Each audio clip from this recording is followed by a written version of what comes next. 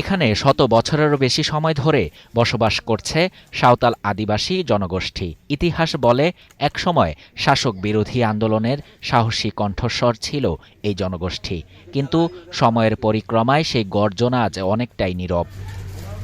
ঐতিহাসিকভাবে ১৯৪৭ সালের দেশভাগ এবং পরবর্তী সময়ে ১৯৭১ সালের মুক্তিযুদ্ধের সময় অনেক সাঁওতাল পরিবার জমি ও বসত ভিটা হারায়। জীবিকার তাগিদে এখনও অনেকে বাঁশ ও হাতের তৈরি সামগ্রী বানিয়ে জীবিকা নির্বাহ করেন। নারীরা কাজ করছেন মাঠে, শিশুরা পর্যন্ত যুক্ত হচ্ছে শ্রমে, যেখানে তাদের হাতে থাকার কথা বই আর কলম।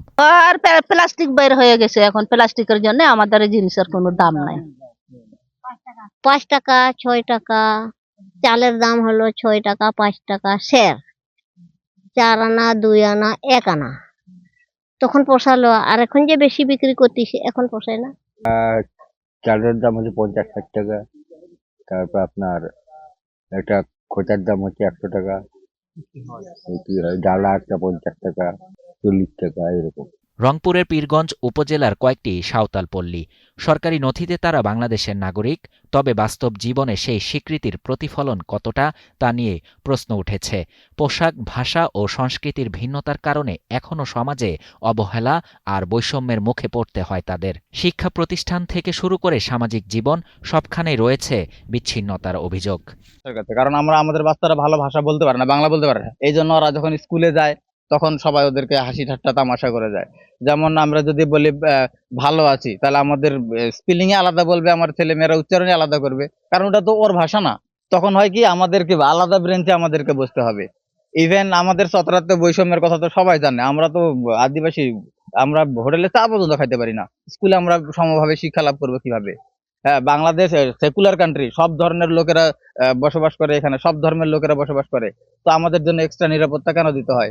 এটা সবগুলো খাতা কলমে, আমাদের বাস্তবে কোনো প্রয়োগ নাই। তো এক্সট্রিম মশার কয়েল প্ল্যান্ট ফাইবার দিয়ে তৈরি, ডেঙ্গু, চিকুনগুনিয়া বাহি সহ যে কোনো মশার বিরুদ্ধে দেয় এক্সট্রিম সুরক্ষা। কষ্ট তো হয়, কারণ মানে সারাদিন কাজ করে, তারপরে মানে যেটাই রোজগার করে ওইটা ঠিক খরচ মনে করে ওইটা দিয়ে খরচ করে, ওই টাকা দিয়ে তারপরে আনে, যাকে খরচ আনে, তারপরে সে মনে করে যে খাওয়া দাওয়া হয়। বাজারে যাই, ফ্রেন্ডের সাথে আমার যাই, ফ্রেন্ডের সমস্যা হয় না, কিন্তু আমরা যদি বিভিন্ন হোটেল বা দোকানে যাই, ওখানে আমাদের খাইতে দেয় না, বলে তোমরা আদিবাসী মানুষ, তোমাদেরকে এখানে খাইতে দেওয়া যাবে না, আমাদেরকে বের করে দেয়। কিন্তু আমাদের বাঙালি বন্ধুরা যারা আছে ওদেরকে ঢুকতে দেয়, ওরা খাওয়া দাওয়া করে, এই জায়গায় বৈষম্যের শিকার হয়, এরকম অনেক কিছু। আদিবাসীদের অভিযোগ, তারা এখনও পিছিয়ে পড়া গোষ্ঠী। তবে স্থানীয় চেয়ারম্যানের দাবি, তারা আলাদা হলেও উন্নয়ন কার্যক্রমে কোনো বৈষম্য নেই। এরা সনাতন ধর্ম বা তাদের আদি যে ধর্ম, এর পাশাপাশি এরা খ্রিস্টান ধর্মান্তরিত হয়ে খ্রিস্টান ধর্ম পালন করে। এবং বর্তমানে আমাদের ইউনিয়নে আদিবাসীদের জন্য প্রায় 14টির মতো গির্জা আছে, এবং তারা সেখানে তাদের ধর্মীয় উপাসনালয় হিসেবে তারা ব্যবহার করে বা প্রার্থনা করে। এবং আমরা আমাদের এলাকায় আদিবাসীদের জন্য প্রাথমিক বিদ্যালয় আছে, যেরকম বিরমপুর আদিবাসী প্রাথমিক বিদ্যালয়, এবং মিশনারি স্কুলও আছে এখানে।